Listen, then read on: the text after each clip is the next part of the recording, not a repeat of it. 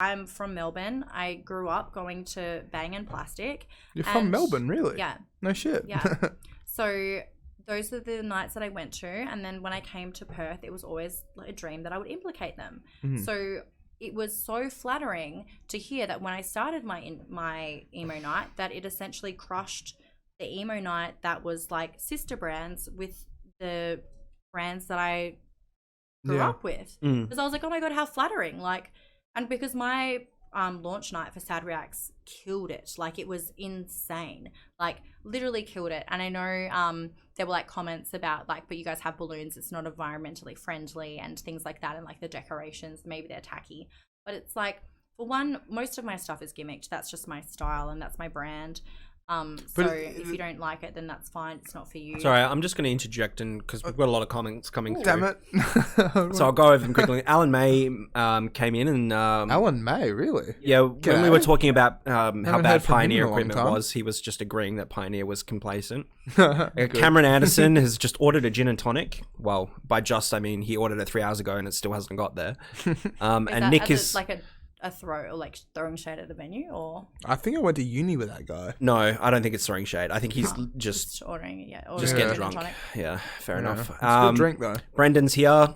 Brendan or Brandon? Brandon, sorry. Okay. Oh, He's still there. Don't lampoon me for that one. Who's Wilco now? He says talks about the future. Nick talks about the future of AI when he's out all the time. And then Nick says, I just want someone to nerd out with. Oh, bless his little heart. But talking about business, right? Go back into it, Alex. The biggest thing with business, right, is being ahead of your competitors. You have to be. And that's like... But also knowing your competitors, like, it blows my mind when I talk to people about things. And I've always been very like, this is what these people are doing, so I have to do it better. That's just how I think. And maybe that's right, maybe that's wrong. That's just how I do it. I've spoken to people who were better than me, like recently, like working at Capital Corp and talking to Ben Steele, who ran last night in Snap. And shout out to Ben. Yeah. He's a good dude. Yeah. Yeah. I like him a lot. He was like my not idol, that's the wrong word, but I remember rocking up to last night thinking like, holy shit, this guy's gonna glass me because I feel like I'm like stealing his stuff. Yeah. And he didn't know who I was, and I was like, oh thank God, somebody else threw like a beach ball and a drink in my face, but whatever. But I remember talking to him recently when I started working for Capital Corp, because he also works for them, and I was like, when did you know who I was? Because I always knew who you were, but like, when did you know who I was? And he was like, honestly, I was so busy and like my events were going so well, I didn't have time to think about what other people were doing and all that kind of stuff, which makes sense. Yeah. But I think, and that worked for him at the time. And also like Snap was the first like promoter event to have a photographer.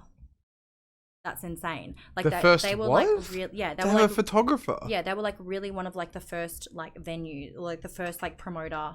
I thought that was just like a staple in almost every single event that gets thrown. When you think about it, like, so I'm playing at Snap's reunion on Friday and it's 10 years old. So think about what things were like 10 years ago. Yeah, that's very true. Yeah, like 10 years crazy, ago. So different. Before the DSLR, before then. So different. What do you mean before the DSLR? DSLRs have been around for longer than that. I don't fucking know cameras. Just before the good times, right? In the dark times. Look, I have a Canon.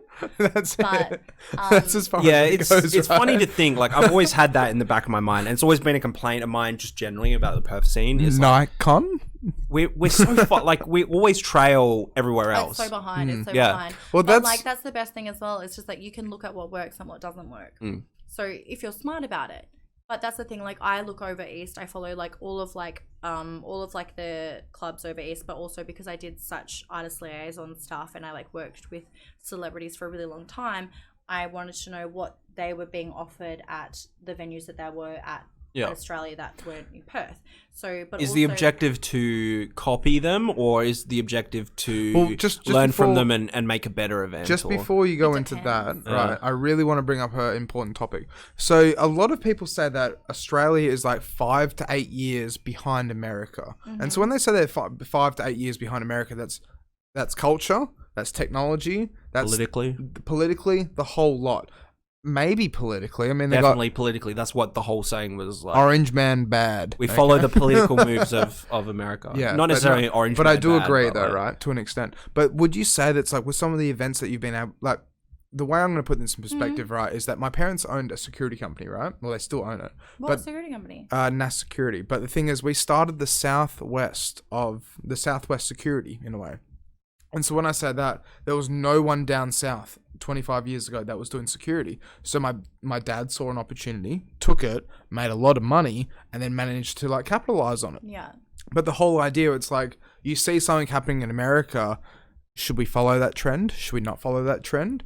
Because you know how you're saying with Over East as well. Yeah. But I mean, we can follow Over East, but Over East probably gets their influence from America as well, as it is. You're right. I agree. I think instead of looking over at Melbourne, we should be trying to we're a Western, create our own identity. Well, what is the word I was saying to the other day? When you're too far behind, like for example, right, when Rechabite started, they were very like, we're like the fringe venue and all that kind of stuff, and we're going to have performances and things like that. That's what they do in Dubai, and that's fucking amazing.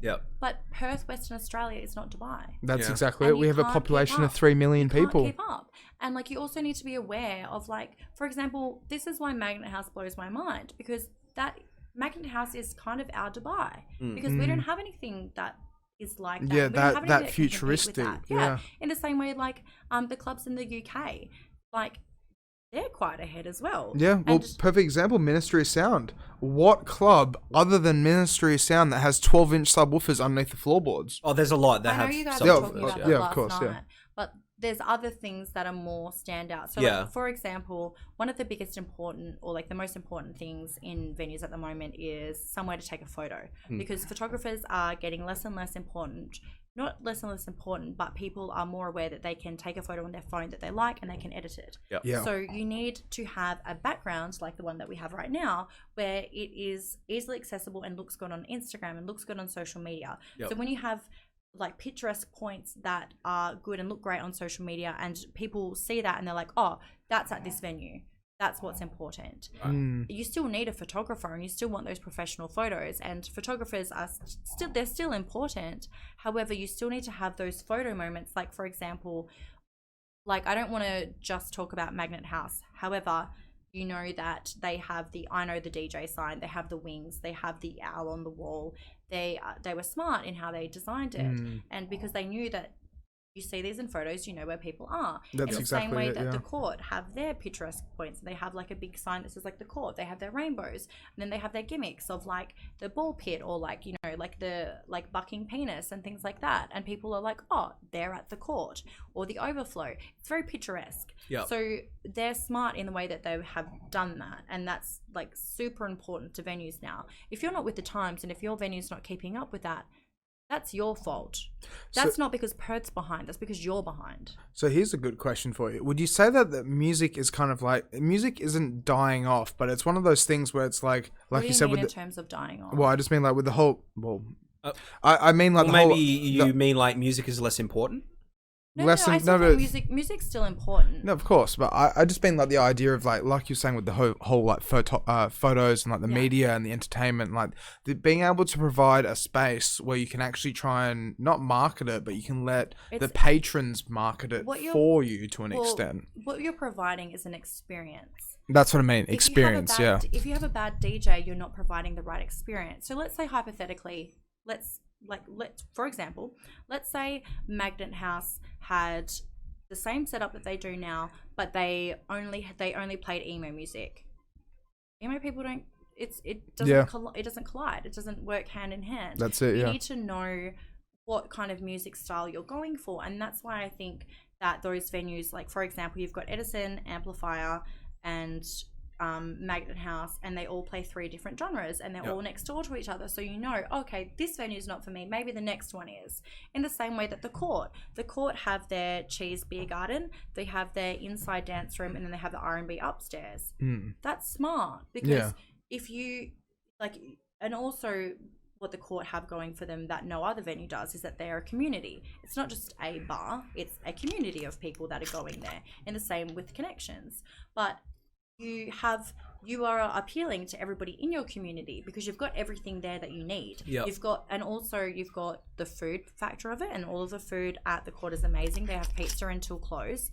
It's amazing. So they still do that. That's amazing. Yeah, that's so good. They have a pizza, and they do by the slice or the entire deal. But people aren't leaving to get a dirty kebab. Exactly. They're yeah. staying to eat the pizza because We've you're talked about offering that them before. everything that they need. Yeah, that's the thing where it's like you fulfill their needs to an extent. Why would they leave? They have no reason to leave. If you can't do that, that's not anybody else's fault but yours. You need to make sure that you are appealing and like that you're not behind the times. In the same way that a lot of DJs will say to me, but I don't think marketing is important. It wasn't important when I started. It's skill, and I know that I'm skilled than you. But it doesn't matter if you're better skilled than me because I'm still getting booked more because my marketing is better. And if you can't keep up with that, that's not my fault. Yep. And I'm not going to feel bad about the fact that I can outmarket you because that's my strength. Being a technically amazing DJ might be your strength.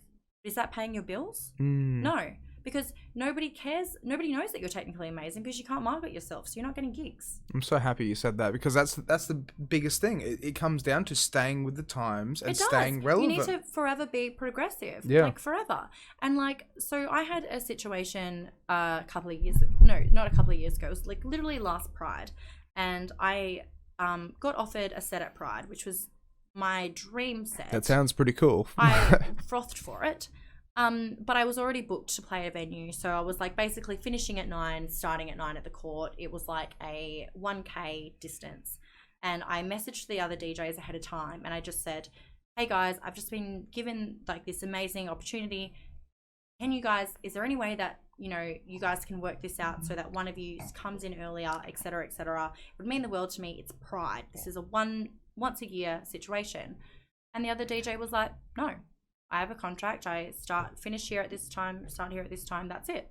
And then the other DJ, who is such a gem, was like, "Don't be a dick. It's Pride." Yep. And I'm very lucky that he's very aware and very supportive of Pride and all that. And they got into a group chat, and the DJ that didn't want to accommodate me was just like, "She's been around for a minute. She doesn't even deserve to be at Pride. Why would I help her?" It's like, it's not my fault that I got Pride and you didn't. Yep. If you're angry that you didn't get Pride, look at yourself and look at what I'm doing and look at why I got Pride. You being angry at me, you're not angry at me, you're angry at yourself because you're not getting the gigs that I am getting. And I'll be the first person to say I'm not technically amazing. I'm not very good with I can't do tricks or anything and in the same way that when I watch Mike play, Rovi play, Nick play, Genga play, I'm amazed at how technically great they are. Just wait until you see me play. I'm just gonna drop that there. Wait, half an hour. But that's the thing, I don't market myself as that. Yeah. So you need to be aware of also read the room. Do people care about that anymore? And I'm just shitballing here, but do you think there's a comparison to be made between yourself and say Paris Hilton? Yeah.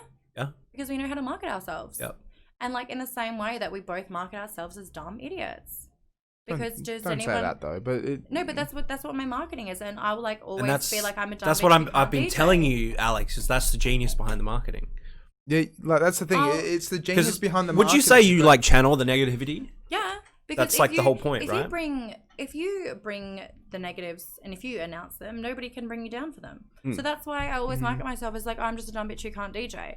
So nobody else can say that because that's what I've warned you. Does it sort of fall into the undercommit, overperform sort of for sure territory? Because when people rock up to my sets and they're like, "Oh, she's actually okay," they weren't expecting that. But also when you look at me, I don't look like a smart person. I understand. I'm aware that I have. You look like a smart person. I'm aware that I have the surgery and lip fillers and whatever that makes me maybe look like a bimbo. But I'm aware of that and I own it. And I'll be like, yeah, okay, cool. I don't even know how many mils I've got in my lips. I totally get that I don't look smart, but you're not going to expect anything from me. So I'm not going to overpromise you in terms of if I said to you, "Oh, by the way, guys, I'm really smart and I'm actually okay at my job, but I care about marketing," you're not going to listen to me. But if I'm "Oh, lol, I just like getting wasted and give me a bar card," that's what people care about. They care about the entertainment value. They don't care about the mentality behind it or it's a brand. And that's what got my brand going is that when I started at the venue I started at, I wasn't the prettiest girl. And there were girls that had started that were way prettier than me, been there for longer, and they had marketing and promotions in the bag. And I was like, okay, how can I compete with them? I can't be better at looking than them. I can't take like sluttier kind of selfies than them because they're going to outdo it than me. But how can I beat them? And the only way that I knew how to compete with them was like, well, I can be funnier than you. I can get more Facebook status likes than you can. Yeah. And that's what was working at the time. So I out promoted these girls in terms of like, well, I can get a following that you can't. And I don't mind spending my time on the floor, getting to know people, talking about these funny experiences that I've shared of my life, because you guys are just sharing how pretty you are.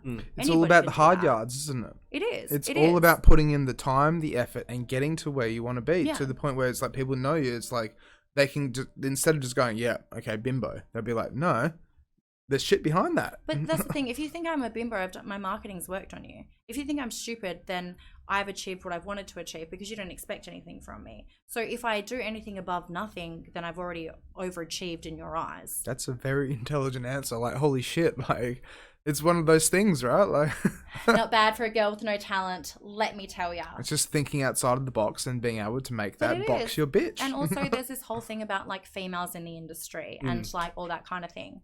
Nobody cared when I was an underpaid manager for years being a female. Why does anyone give a fuck if I'm an overpaid DJ being a female? Because nobody cared when it wasn't working for me. So why do you care now that it's not working for you?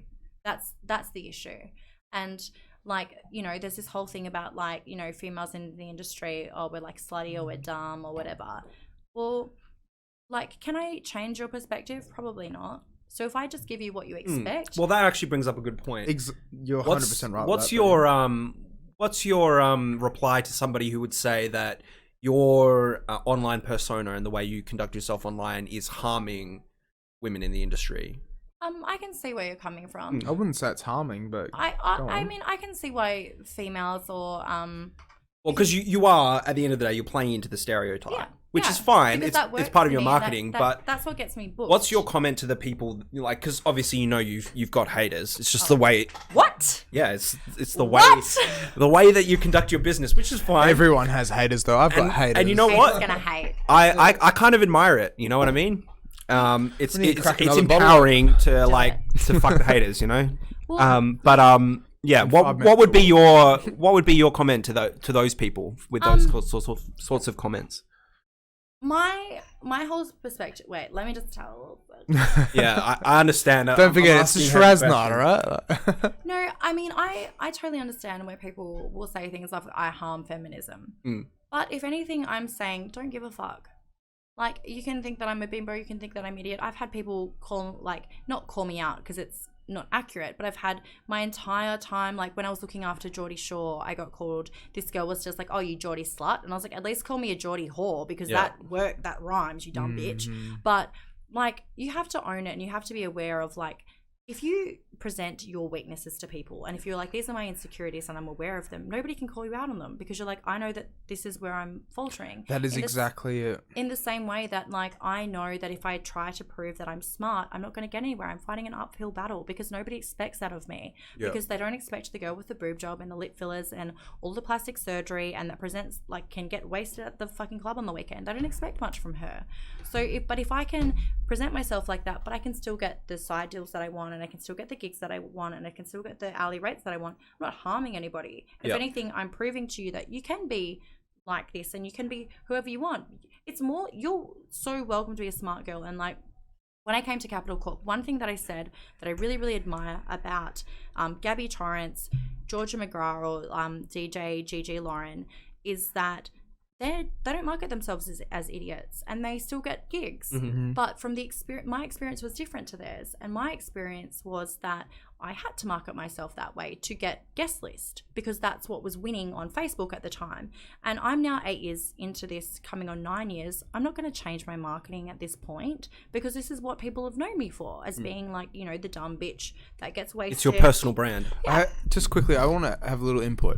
Even though it's the wine, it's not the wine, right? I just have to say, I feel like you're going to go far. You're going to go far. And it's one of those things where it's like with awkwardness kind of thing, right? With awkwardness, if you're not awkward and someone's awkward, well, then they're awkward. Yeah. If they've got a problem and you don't have a problem, well, they have a problem. Yeah. And it's one of those situations where it's just like with marketing and everything else, that if you go out and you go and do your thing, and then someone else is just like, oh, I don't like this song, or I don't like that, or this or that, and they jump up and down, it's like, it's their problem. Yeah. It just comes down to their insecurities. Because it's like what I was saying at the beginning of this podcast. I go up and I dance for I do 27,000 steps in 6 hours. And it's like, at the end of it, I'm sweating my ass off. I'm over the top. I'm tired. I can't be bothered. I just want to go home. But if someone comes up to me and is like, oh, you did a shit set, I'd be like, okay, all right, well, you go and do what I do. Fuck you too. See you later. Well, that's the thing. Like, for me, I'm like, well, you didn't get booked tonight. So that's exactly it. I don't really care what your input is. And like one thing, when I had, I didn't even realize this until recently.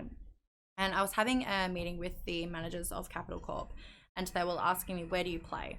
And I was telling them, and I have really, really good residencies. So I play at the Old Synagogue in Fremantle, Coconut So Groves, jealous of that. the Court, Magnet House, and then I have other gigs. So like I played at Seasons in my first year of DJing.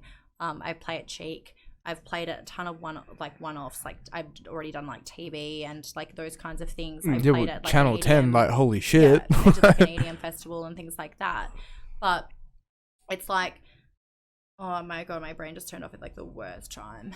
What was my point?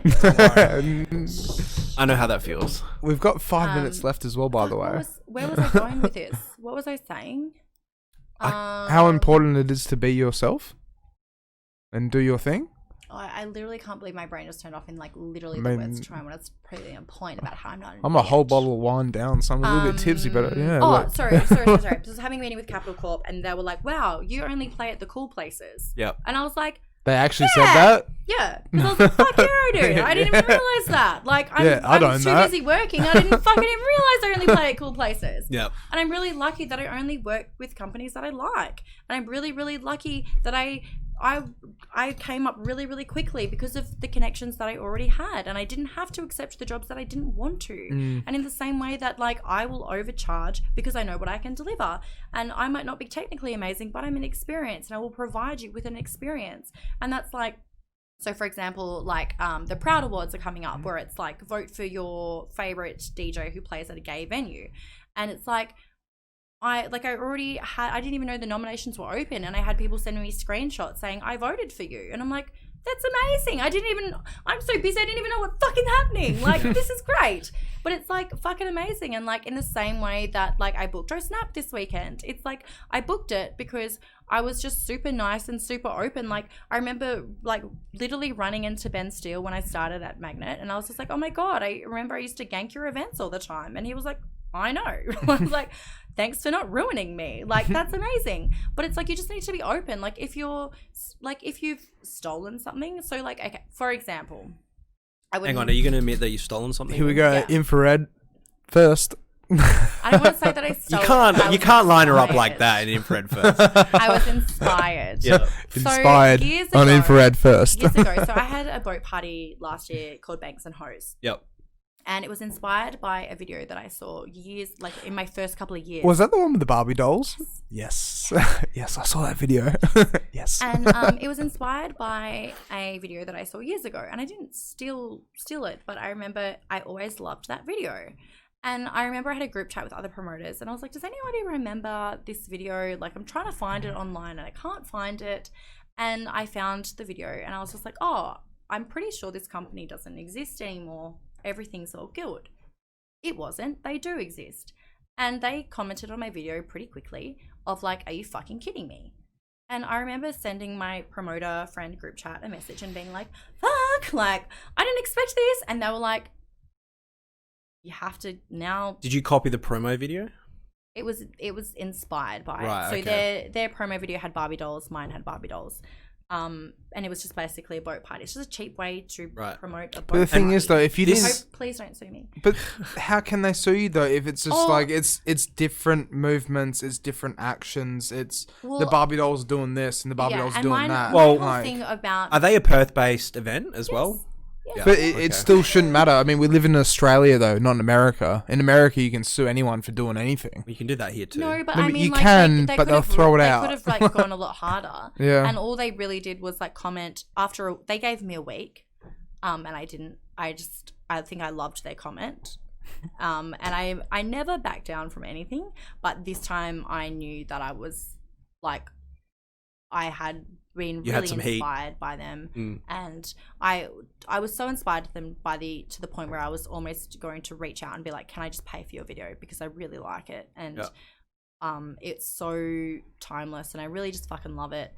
But I went the little bitch way out and just did my own, and trust me, I paid for it in the end, because there were so many issues with the fucking boat company that were insane. Right.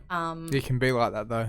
I've been told a few little things about boat companies when it's like trying to offer charters and honestly, can't do this and you can't do that and this has to happen I was scarred. So when I got reached out in the last few months to do float, Crystal Swan Charters and I are doing a event together, float.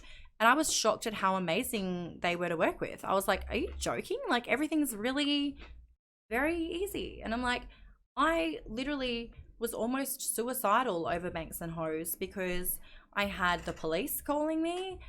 Like, it was insane. It was really, really insane. Was that just over liquor licensing or some shit, or? Yes, and the licensing of the boat. Right. Which I wasn't presented with at the time. But so isn't that under them, though? Yes, it is. Yeah. But if you're selling tickets, people don't think the boat's the dickhead. They think you're the dickhead. That's so ridiculous, though, because it's the company. You know what? People don't care. People don't care. Yeah, and when it's your reputation that's paying your rent. Yeah. You've got to take the hit. So, like, for example, I ran Banks and Hose knowing that it was going to run at a loss, because I knew that because of the issues that the boat had, I couldn't sell 100 tickets. I had to sell 50, but I had budgeted to sell 100 tickets. Right. So I had to run at a loss, but I couldn't tell the 50 people I'd already sold tickets to that this is going to be half-assed, or it's going to be a little bit shitty, or I couldn't be like, hey, I've had these issues, because they don't care. They've just booked for a boat party. That's it. They don't want to know your personal problems. You still have to just provide the experience. I remember provide the time. and there were so many issues on the day with the boat company. I've never felt more disgusting handing over thousands of dollars to someone that I did that day. Like, I was so angry. I was like holding back tears. I remember being in the DJ booth with Sam Holden, or Sammy Holden is his DJ name, and Mike DeWitt. And I couldn't look at the crowd because I was like holding back tears. And I remember Mike was like joking about me with it. And then he eventually said to me, what's done is done. What matters now is how you present yourself over the next 5 hours. If you present yourself as having a good time, nobody's going to know. If you present yourself as being stressed and crying, they're going to know that something's wrong. Yep. But for all they know, this is what you were selling. They don't have to know that you had all these issues and that it's at half capacity. All they need to know is that this is what you were selling and they're having a wicked time. So it's like, Nick's really good, isn't he? No, that was Mike. Oh, Mike, sorry. Mike DeWitt. Mike. Yeah. And so it was. Nick's really good too, though, so. Both Nicks are quite good. Nick Owen and Nick Thompson have been like quite supportive, and like wildly, I didn't expect, like, when I walked into a company that's very DJ kind of like oriented, because of the experience I've had, like, I've never started a residency and not been complained about, whether it's because I get paid too much, whether it's because I get good sets, they think that I'm shit, whatever. I've never, like, when I got all my residencies, they would like happen very quickly. There were like literally every DJ at every venue complained about me. Right. For like reasons that weren't necessarily my fault. How does that make you feel though? Like shit. Made me feel shit. And I was like, I thought that some of you were my friends. And it's one of those things though. It's like you can take it to heart, or you can just like go back out there and just do it better. But I remember like saying to all of them, none of you cared when I was booking you and I was getting underpaid. Yeah. Like, why is it an issue now that I might be getting paid more than you, but I've worked my ass off. Girl, you worked for that. Like, it's so ridiculous. Like, it's business though. That's why it's so fucking dumb legit, though, right? And like, I remember, so I was closing in Fremantle around the same time as Roe v. Rush was playing, or like we were both closing different venues at roughly around the same time. So we'd get Ubers back to the city together because we both live in the city. And I remember we were having this conversation about being booked from your marketing or being booked from like your talent and all that. Roe v. is fucking talented, like literally the most He's been talented in the scene DJ in a long yeah time. And if you talk to him about time. I didn't even know the things he was telling me, like how he started off as like a house DJ and like force majeure way back in the day and all sorts of stuff. He used to teach. He was a professional chef and he used to teach himself how to DJ on a laptop on his lunch breaks, which as a chef are not long. Yeah, like, no. That's insane. exactly half an hour. Legit. 20 minutes. Oh man, not even half an hour. Half an hour would be like a fucking, that would be like Christmas morning. Yeah. But we were talking and having this like debate or discussion about DJs and whether they get booked for their talent or because of their work ethic or whatever. And I remember like he was like, you know, I'm not for, if you don't get booked for your talent, I'm not for it or whatever. And I remember being like, oh, this is uncomfortable because I'm booked because like of my like ability to market. And I remember him being like, you work fucking hard to get booked where you do. And I was like, thank you for understanding, because it's not always easy to market yourself as the idiot, because sometimes you want people to know